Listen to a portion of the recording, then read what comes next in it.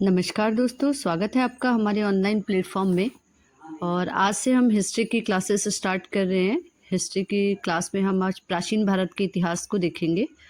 और आज हम स्टार्ट करेंगे प्रागैतिहासिक काल, प्री हिस्टोरिक एज, या इसको हम पाषाण काल भी कहते हैं, स्टोन एज।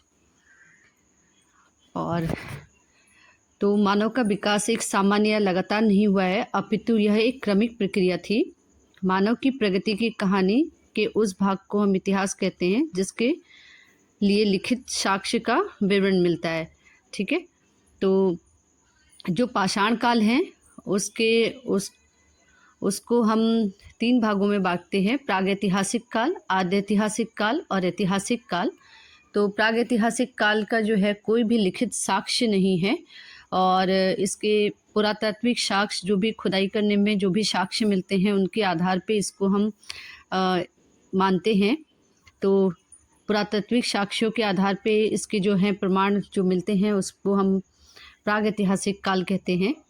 तो मानव का जो विकास था एक लगातार नहीं हुआ है, एक समान नहीं हुआ है, जबकि ये धीरे धीरे हुआ है। और मानव की जो प्रगति की कहानी है, तो जिसका लिखित विवरण हमें मिलता है उसे हम क्या कहते हैं, इतिहास कहते हैं। और लिखना सीखने से पहले मानव इस धरती पे लाखों वर्ष तक रह चुका था, और यह एक लंबा सुदूर अतीत मनुष्य की घटनाओं का कोई लिखित विवरण नहीं रखा। इसे हम प्रागैतिहासिक काल कहते हैं। तो जिसका लिखित विवरण नहीं है उसे हम प्रागैतिहासिक काल कहते हैं। भारतीय प्रागैतिहासिक को उद्घाटित करने का श्रेय डॉक्टर प्राइमरोज नामक एक अंग्रेज को जाता है। और इन्होंने 1842 में कर्नाटक के रामपुर जिले में सिंह सुंगूर नामक स्थान पर पाषाण उपकरण की खोज की थी। ठीक है, और उसमें पाषाण उपकरण जो है छुरे और तीर फलक की खोज इन्होंने की थी। किसने? तो डॉक्टर प्राइमरोज ने 1842 में। 1853 ईस्वी में जॉन इबाज ने जबलपुर के निकट नर्मदा नदी के किनारे प्राप्त कारीगरी की क्रिया से गुजरे पत्थरों का एक विवरण प्रकाशित किया। ठीक है, किसने? डॉक्टर जॉन इबाज ने। और कहाँ पे? तो यहाँ इन्होंने नर्मदा नदी के तट पर पाषाण के उपकरण यहाँ से प्राप्त हुए हैं। 19वीं सदी के उत्तरार्ध में कर्नल मीडोज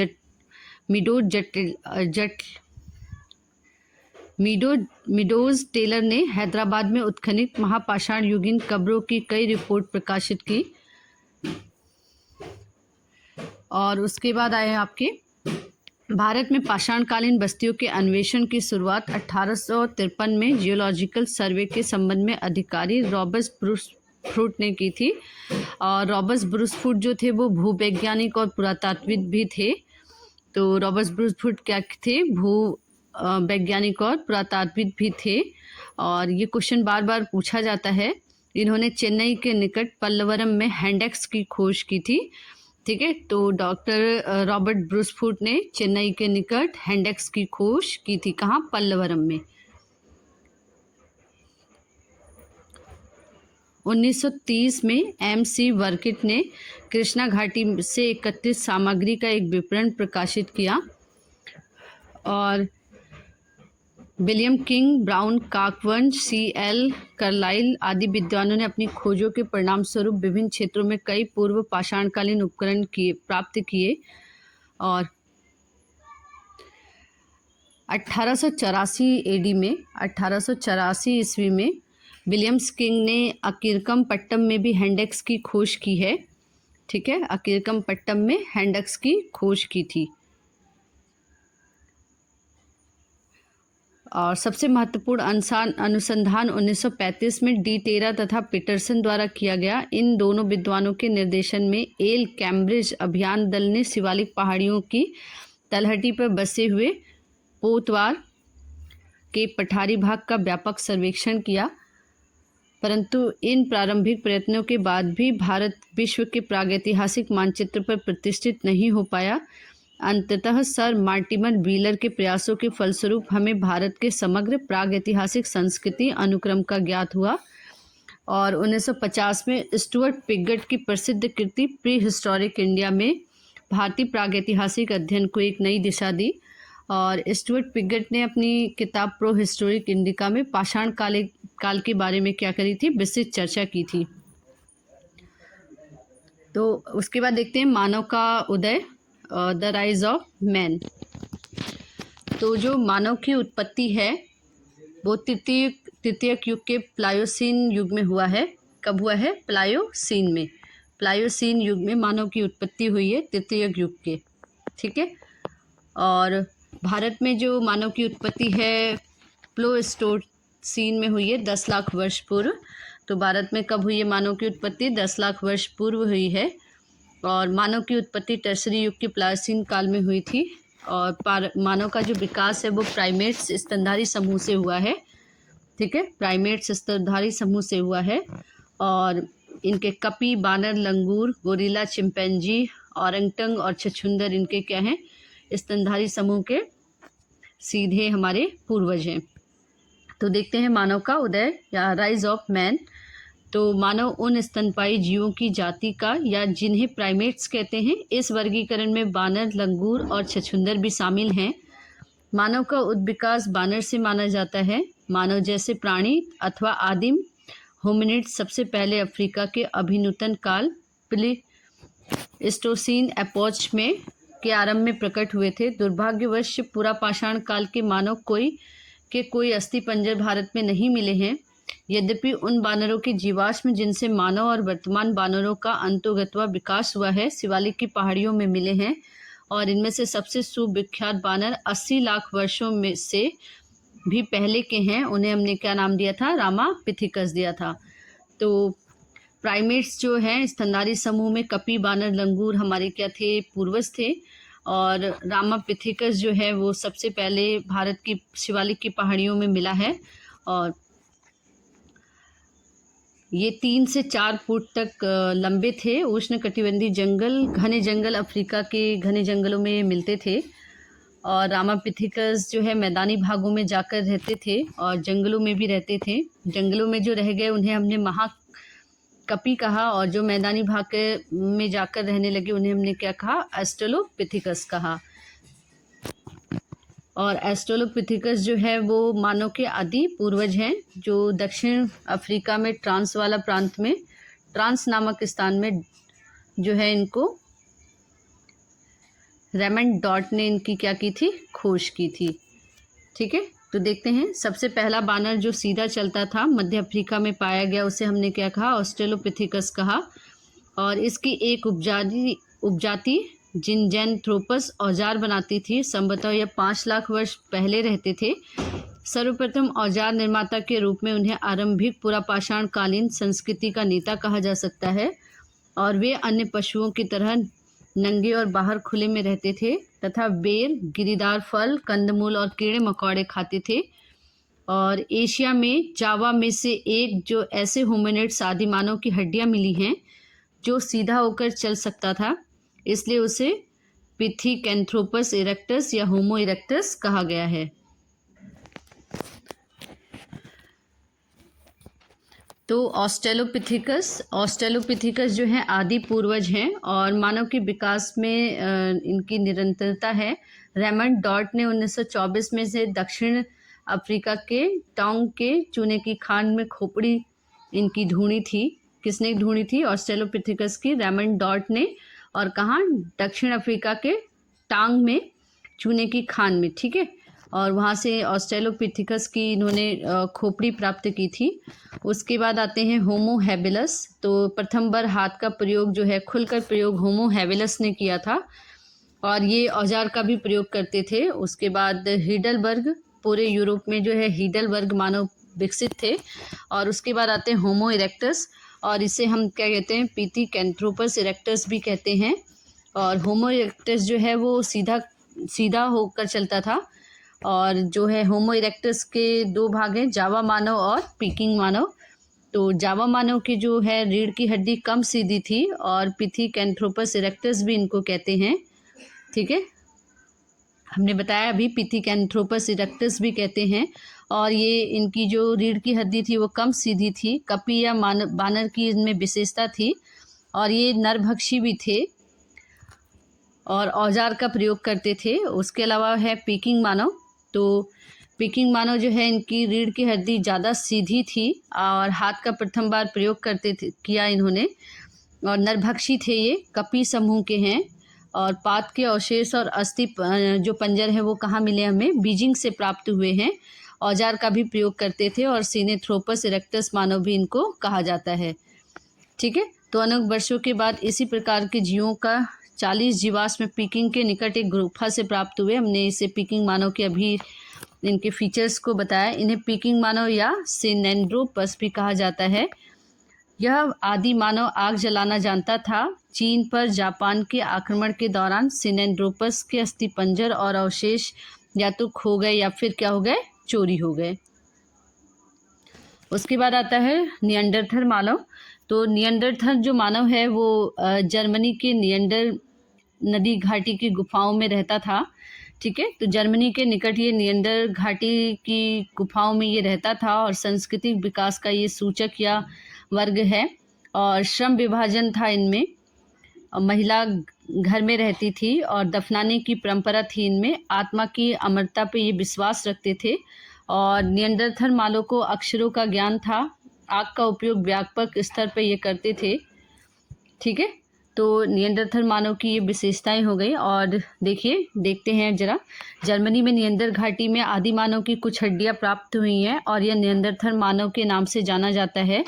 यह मध्य पूरा पाषाण काल का प्रतिनिधित्व करता है। अब से लगभग 1,60,000 वर्ष पूर्व हिम युग के चौथे हिमकाल में वह रहता था, किंतु अब से 40,000 वर्ष पूर्व वह सहसा खत्म हो गया। निएंडरथल मानव मृतकों का आदर करता था और शवों को पूजा की सामग्रियों सहित कब्र में दफनाता था। इस प्रकार उसका किसी न किसी तरह से धर्म और पुनर्जन्म में क्या था, विश्वास था। निएंडरथल के बाद आज लगभग 40,000 वर्ष पूर्व आधुनिक मानव होमो सैपियंस का क्या हुआ, प्रादुर्भाव हुआ। निएंडरथल के बाद आपके आए क्रो-मैग्नन मानव और क्रो-मैग्नन के बाद होमो सैपियंस। क्रो-मैग्नन जो मानव था उसकी मस्तिष्क की क्षमता हमसे कहीं ज़्यादा अधिक थी। ठीक है, तो इसकी कई उपजातियां थी जैसे क्रो-मैग्नन, ग्रिमाल्डी और चांसलेट आदि। होमो सैपियंस की जो है कई उपजातियां थी, उनमें से क्रो-मैग्नन, ग्रिमाल्डी और चांसलेट थे। तो होमो सैपियंस जो है वो आधुनिक मानव है और उच्च पुरा पाषाण काल में इसका जन्म हुआ। 3,000 वर्ष पूर्व ये अपर पैलियोजोइक एरा में आए थे। तो मानव के विकास के अद्यतन साक्ष्य शिवालिक की पहाड़ियों के अभिनूतन युगीन निक्षेपों से मिलते हैं। मानव के जिस रूप के साक्ष्य यहाँ से प्राप्त हुए हैं उसे रामापिथेकस की संज्ञा दी गई है। और परंतु पूरे भारतीय उपमहाद्वीप में आदिमानव का कोई भी जीवाश्म या फॉसिल नहीं मिला है। यद्यपि उसके अस्तित्व का संकेत पत्थर के उन औजारों से मिलता है जो 2,50,000 ईसा पूर्व के आसपास के माने जाते हैं। महाराष्ट्र में बोरी नामक स्थान से प्राप्त पत्थर के कुछ उपकरण 14 लाख वर्ष पूर्व पुराना बताया गया है। 1983 में रावलपिंडी के पास रेवात में शिवालिक पहाड़ियों के निक्षेप में ऐसे उपकरणों का समूह प्राप्त हुआ है जिन्हें 19 लाख वर्ष पुराना बताया गया है। तो रावलपिंडी के पास में शिवालिक पहाड़ियों में जो है कुछ उपकरण मिले हैं जिन्हें हमने 19 लाख वर्ष पुराने हैं। और पत्थर के कुछ उपकरण शिवालिक पहाड़ियों के भारत में पड़ने वाले कुछ हिस्सों से भी प्राप्त हुए हैं और जिन्हें 25 लाख वर्ष पुराना बताया गया है। और इस प्रकार की खोजों के बावजूद अब तक जो है भारत में न तो मानववत प्राणी होमिनिड के और न ही मानव जीवाश्म प्राप्त हो पाए हैं, परंतु इस बात को लेकर विद्वानों में सहमति है कि अफ्रीका के बाद ही भारत में मानव का जो है क्या हुआ था, आगमन हुआ था। तो कोई बहुत मुख्य साक्ष्य जो हैं भारत से नहीं मिले हैं, लेकिन कुछ विद्वानों ने माना है कि अफ्रीका के जो मानव थे वही बाद में भारत में उनका आगमन हुआ है। तो भारत की आबादी के नेतृत्व विभाजन के क्रम में कुछ वर्षों तक हर्बर्ट रिजले का मत मान्य था। उन्होंने भारतवासियों को 7 श्रेणियों में विभक्त किया था: मंगोला, भारतीय आर्य, द्रविड़ मंगोल आर्य, आर्य द्रविड़, शक द्रविड़ तथा तुर्की ईरानी। सन 1933 में एच हंटर ने एक नवीन मत प्रस्तुत किया। उनके अनुसार भारतीय प्रजातियों को भाषा संस्कृति के आधार पर 8 भागों में विभक्त किया जा सकता है। नेतृत्व शास्त्र निरीक्षण के निदेशक BS गुहा ने नवीनतम मत प्रस्तुत किया है और उनके अनुसार भारत में 6 प्रमुख प्रजातियां तथा उनके प्रकार हैं। तो सबसे पहला प्रकार है निग्रिटो, और फिर सेकंड है प्रोटो ऑस्ट्रेलॉइड, थर्ड है मंगोल। मंगोल में आपके हैं पैलियो मंगोलॉइड और तिब्बती मंगोल। फिर आपका मेडिटेरेनियन, और मेडिटेरियन के जो है पैलियो मेडिटेरियन और मेडिटेरियन और पूर्वी प्रकार। फिर उसके बाद आता है पाश्चात्य लघु सिरस्क। पाश्चात्य लघु सिरस्क में एल्पिनॉइड हैं, डायनेरिक हैं और आर्मिनॉइड हैं। फिर उसके बाद लास्ट है नार्डिक। तो निग्रिटो जो है अब भारत से लुप्त हो गई हैं। तो निग्रिटो जो जाति है वो अब भारत से लुप्त हो चुकी है। इसके कुछ अंश अंडमान निकोबार एवं कुछ असम के आगामी नागाओं में तथा कुछ पूर्वी बिहार के राजमहल पर्वत श्रृंखला में विद्यमान जनजातियों में पाए जाते हैं। और प्रोटो ऑस्ट्रेलॉइड जो हैं भारत की निम्न जातियों में मिश्रित रूप से व्याप्त हैं। मंगोल समूह 2 प्रकार के हैं, दीर्घ सिरस्क असम में और म्यांमार सीमा में तथा दूसरे गोल सिरे के वाले म्यांमार या चटगांव में मिलते हैं। और तिब्बती मंगोल सिक्किम व भूटान में अस्तित्व में हैं। पैलियो मेडिटेरियन कन्नड़, तमिल एवं मलयालम भाग में आते हैं। और यूरोपीय प्रकार के मेडिटेरेनियम जो है पंजाब व उत्तरी गंगा घाटी में मिलते हैं। पूर्वी प्रकार के पंजाब, सिंध, राजपूताना, पश्चिमी उत्तर प्रदेश के भागों में हैं। और बतियनॉइड जो है काठियावाड़ क्षेत्र, डाइटेनिया, बंगाल, उड़ीसा तथा कुर्ग आदि में। नार्गिनॉइड जो है, नार्गिनॉइड के पारसियों को शामिल किया जाता है। और नार्डिक जो है पश्चिम भारत में पाए जाते हैं। अब पूरा पाषाण काल की अवस्थाएं। तो पूरा पाषाण काल की जो अवस्थाएं हैं, भारतीय पूरा पाषाण युग को मानव द्वारा इस्तेमाल किए जाने वाले पत्थर के औजार के स्वरूप और जलवायु में होने वाले परिवर्तनों के आधार पर 3 अवस्थाओं में विभाजित किया जाता है। पूरा पाषाण काल, मध्य पाषाण काल और उच्च पूरा पाषाण काल। और इसे हमने नीचे दर्शा रखा है, तो देखते हैं। सबसे पहले पूर्व पाषाण काल, पूर्व पूरा पाषाण काल, ठीक है।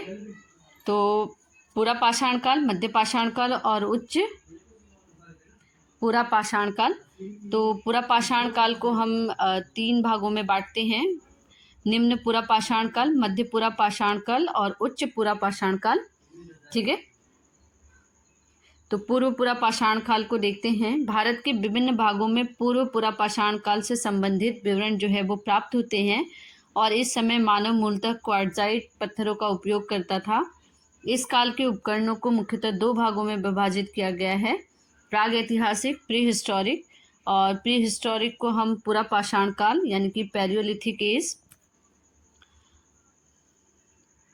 25 लाख वर्ष पूर्व से 10,000 ईसा पूर्व तक। उसके बाद मध्य पाषाण काल 10,000 ईसा पूर्व से 4,000 ईसा पूर्व तक। और नव पाषाण काल 9,000 ईसा पूर्व से 1,000 ईसा पूर्व तक। शुरू करते हैं पूर्व पूरा पाषाण काल। लोअर पैलियोलिथिक एज 25 लाख ईसा पूर्व से 9 लाख ईसा पूर्व तक। उसके बाद मध्य पूरा पाषाण काल 9 लाख ईसा पूर्व से 40,000 ईसा पूर्व तक। और उच्च पूरा पाषाण काल 40,000 ईसा पूर्व से 10,000 ईसा पूर्व तक। अब इस टाइम पे जो है चॉपर चाबिंग पेबुल संस्कृति, तो इसके उपकरण जो है सर्वप्रथम पंजाब नदी की सोहन नदी घाटी पाकिस्तान से प्राप्त हुए हैं। और इसी कारण इसे सोहन संस्कृति भी कहा जाता है। पत्थर के वे टुकड़े जिनके किनारे पानी के बहाव के कारण रगड़ खाकर चिकने एवं क्या हो गए थे, सपाट हो जाते थे, ठीक है। तो ये जो है जो चॉपर होता था, इस टाइप के पत्थर होते थे, उनके कोने जो है वो रगड़ खा के क्या हो जाते थे, नुकीले हो जाते थे, तो इन्हें हम चॉपर कहते थे। और चापिंग जो है ऐसे उपकरण थे, इसके दोनों कोने क्या हो जाते थे, पतले हो जाते थे, ठीक है। इनका कोर जो है काफ़ी भारी होता था, इन्हें हम चॉपिंग कहते हैं।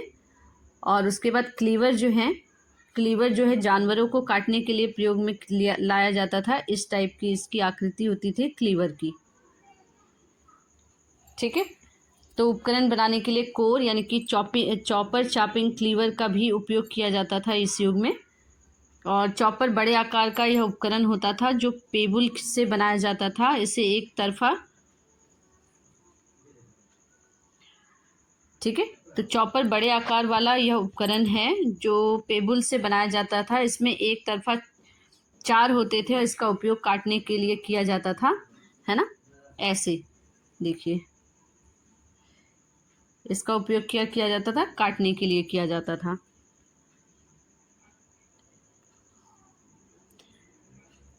उसके बाद देखिए चापिंग दोहरी धार वाला काटने वाला औजार था, ठीक है, ऐसे दोहरी धार में काटने वाला औजार था।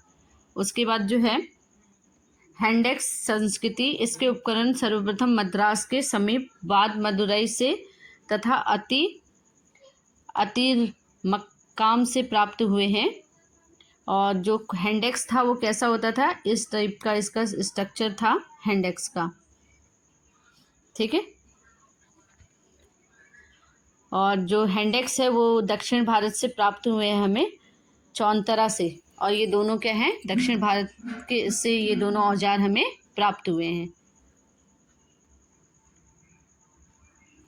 इस संस्कृति के अन्य उपकरण जो है वो क्लीवर तथा स्क्रैपर है। क्लीवर अथवा बिदारनी जो है दोहरी धार होती थी, इसका उपयोग पेड़ों को काटने और चीरने के लिए होता था। स्क्रैपर या खुरचनी एक पत्थर का ब्लेड होता था, इसका किनारा जो है धारदार होता था और इसका उपयोग पेड़ की खाल या जानवरों का चमड़ा उतारने के लिए किया जाता था। और भारत के निम्नलिखित क्षेत्रों में इन दोनों संस्कृतियों के उपकरण प्राप्त हुए हैं। कश्मीर की घाटी से हाथ की कुल्हाड़ी, तो यह दक्षिण पश्चिम के पीर पंजाल पहाड़ी और उत्तर में पूर्व हिमालय से घिरी है।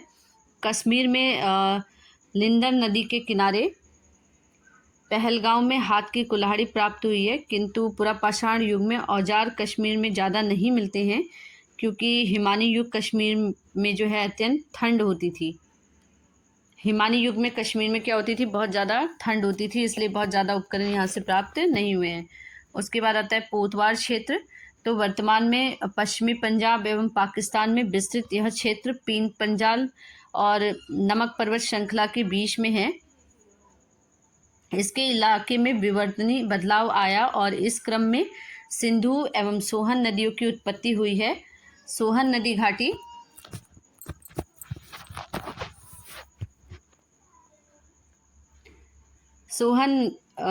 जो है पूर्व पाषाण युग का अत्यंत महत्वपूर्ण क्षेत्र है। 1928 ईस्वी में D.N. यार्डिया ने इस क्षेत्र से पूरा पाषाण काल के उपकरण प्राप्त किए। 1930 ईस्वी में K.R.U. टार्ड ने सोहन नदी घाटी में स्थित पिंडी घेव नामक स्थल में कई उपकरण प्राप्त किए और यहाँ से हस्त कुठार और काटने के औजार मिले हैं। ये औजार अडियाल, बलवाल और चौतर जैसी महत्वपूर्ण पूरा पाषाणी बस्तियों से पाए गए हैं।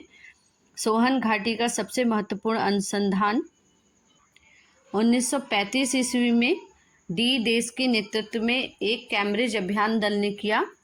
ब्यास, बाणगंगा और सिरसा नदियों के किनारे भी पूरा पाषाण युग के औजार पाए जाते हैं। और 1956 में बीबी लाल ने ब्यास नदी घाटी के स्थलों का क्या किया था, पता लगाया था। उसके बाद आता है राजस्थान। तो यहाँ लूनी नदी के आसपास के क्षेत्रों में कई पूरा पाषाण युगीन बस्तियां पाई गई हैं। लूनी नदी का उद्गम अरावली क्षेत्र में हुआ है। चित्तौड़गढ़ में गंभीर नदी पाठीपोटा संभाग और चंबल नदी घाटी तथा नगरई येचांग नदी घाटी में पूरा पाषाण युग के औजार पाए गए हैं। राजस्थान के वागौर और विश्वाना क्षेत्र में पूरा पाषाणकालीन औजार प्राप्त हुए हैं। नागौर जिले में स्थित सोला और सिंगी तालाब अन्य महत्वपूर्ण स्थल थे। उसके बाद आता है गुजरात। यहाँ साबरमती और माही तथा उनकी अन्य सहायक नदियों के आसपास पूरा पाषाण युग के अनेक औजार पाए गए हैं। सौराष्ट्र में भब्बर नदी के आसपास पूरा पाषाण युग के अनेक औजार मिले हैं, जैसे हस्त कुठार, चारछनी, काटने के औजार और नुकीले औजार आदि। कच्छ के क्षेत्र में भी इन युग के अनेक औजार मिले हैं और इन्हें हस्त कुठार, खुरचनी आदि प्रमुख हैं। उसके बाद आता है मध्य प्रदेश। नर्मदा घाटी के नरसिंहपुर में पूर्व पाषाणकालीन औजार के साथ मध्य पुरापाषाणकालीन लुप्त जीवाश्म प्राप्त हुए हैं। नर्मदा घाटी के हथनौर ग्राम में मानव की खोपड़ी के प्रमाण मिले हैं। ये मोस्ट इम्पॉर्टेंट है, बार बार पूछा जाता है कि मानव की खोपड़ी के जो है प्रमाण कहाँ से मिलते हैं, तो नर्मदा घाटी के हथनौर ग्राम से। नर्मदा के निकट भोपाल से लगभग 40 किलोमीटर दक्षिण में भीमबेटका की गुफाओं में आदि मानव के निवास स्थलों का पता चला है। ये भी मोस्ट इम्पॉर्टेंट है, बार बार यहाँ से एग्जाम में पूछा जाता है कि भीमबेटका की गुफाओं से किसके चिन्ह मिले हैं, किसके प्रमाण मिले हैं, तो मानव निवास के। और यहाँ से लगभग 600 प्राचीन गुफाएं और एवं शैलाश्रय खोजे गए हैं। प्रस्तर सामग्री के अतिरिक्त पुराचित्रों के अवशेष भी मिले हैं। हिरन, बारहसिंगा, सुअर, ऋछ, भैंसा आदि चित्र गुहा भित्ति पर अंकित है और यहीं से पर्वतीय चित्र श्रृंखला भी प्राप्त हुई है, जिनमें आखेटक, कृषक, ग्वाले आदि का चित्रण मुख्य रूप से हुआ है। यहीं से आदमगढ़ की पहाड़ियों में भी पूर्व मध्य पाषाणिक चरणों के शिल्प उपकरण प्राप्त हुए हैं। उसके बाद आता है उत्तर प्रदेश। तो उत्तर प्रदेश के मिर्ज़ापुर जिले की बेलन घाटी में पूर्व पुरापाषाणकाल युग से लेकर नवपाषाणकाल युग तक के उपकरणों का एक पूरा अनुक्रम प्राप्त हुआ है। बेलन घाटी में इलाहाबाद विश्वविद्यालय के GR शर्मा के निर्देशन में अनुसंधान किया गया और बेलन टोस की सहायक नदी है जो मिर्ज़ापुर के मध्य पठारी क्षेत्र में बहती है और पूर्व पुरापाषाण काल से संबंधित है। यहाँ से 44 पुरास्थल प्राप्त हुए हैं, जहाँ हैंडेक्स, क्लीवर, स्क्रैपर, चापर, चॉपिंग आदि सभी प्रकार के उपकरण प्राप्त हुए हैं। और इन उपकरणों के अतिरिक्त बेलन के लोहदा नाला क्षेत्र में इस काल की अस्थि निर्मित मातृ देवी की एक प्रतिमा मिली है, जो संप्रातिक कौशाम्बी संग्रहालय में क्या है, सुरक्षित है। ठीक है, तो उत्तर प्रदेश से जो है मातृ देवी की मूर्ति मिली है लोहदा नाले क्षेत्र से। उसके बाद आता है महाराष्ट्र। महाराष्ट्र के निवासा के पास चिरकी में हैंडेक्स, खुरचनी, बेधक आदि पाए गए हैं। महाराष्ट्र के कोरेगांव, चंदौली एवं शिकारपुर में पुरापाषाण युगीन बस्तियां थी। यहाँ रासे नदी, सिंहभूमि में भी हस्त कुठार, काटने के औजार आदि अनेक पुरापाषाण युगीन बस्तियां मिली हैं और इन बस्तियों में मुख्यतः हाथ की कुल्हाड़ियाँ और काटने के औजार पाए गए हैं। दामोदर एवं स्वर्ण रेखा नदी घाटी से भी पुरापाषाण युगीन औजार प्राप्त हुए हैं। उसके बाद आएगा उड़ीसा। यहाँ वैतरणी, ब्राह्मणी और महानदी के डेल्टा क्षेत्र में पुरापाषाण युगीन औजार मिले हैं और उड़ीसा में मयूरभंज में बुहार बलंग घाटी में प्रारंभिक और मध्य पुरापाषाण युग के कई औजार पाए गए हैं, जैसे हाथ की कुल्हाड़ियाँ, खुरचनी और ब्लेड। उसके बाद आता है दक्षिण भारत। यहाँ से हैंडेक्स परंपरा के उपकरण सर्वप्रथम मद्रास के समीपवर्ती क्षेत्र से प्राप्त हुए हैं, इसी कारण इसे मद्रासी संस्कृति भी कहा जाता है। सर्वप्रथम रॉबर्ट ब्रूसफुट ने 1863 ईस्वी में मद्रास के पास पल्लवरन नामक स्थान से पहला हैंडेक्स प्राप्त किया था। उनके मित्र किंग ने मद्रास के अति पक्कम से पूर्व पाषाणकालीन उपकरण की खोज निकाले और इसके बाद डी डेरा और पीटरसन के नेतृत्व में प्रेल कैम्ब्रिज अभियान दल ने इस क्षेत्र में अनुसंधान प्रांगण किया। डी कृष्णा स्वामी, RB जोशी तथा KD बनर्जी विद्वानों ने भी इस क्षेत्र में अनुसंधान कार्य किए। दक्षिण भारत में मद्रास में स्थित कोटल्यार नदी घाटी पूर्व पाषाणिक उपकरणों के लिए महत्वपूर्ण है और यहाँ स्थित बादम दुरई के बहुसंख्यक उपकरण प्राप्त हुए हैं।